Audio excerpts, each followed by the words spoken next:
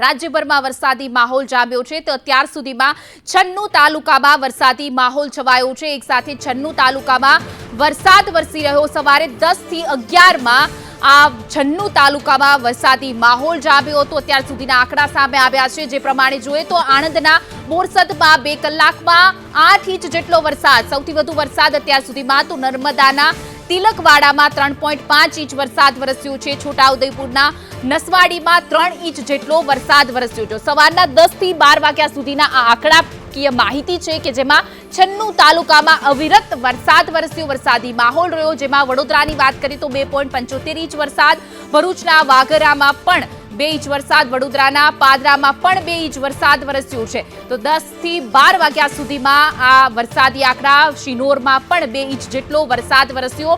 વડોદરામાં સાર્વત્રિક વરસાદ જામ્યો છે તો સૌરાષ્ટ્રના ધોરાજીમાં પણ 1.5 ઇંચ જેટલો વરસાદ, અંકલવમાં પણ સવારે 10 થી 12 વાગ્યા સુધીમાં વરસાદી માહોલ જામ્યો। આ આંકડાકીય માહિતી મુજબ 96 તાલુકામાં વરસાદી માહોલ જામ્યો તો આણંદના બોરસદમાં 2 કલાકમાં 8 ઇંચ જેટલો વરસાદ વરસી ચૂક્યો છે।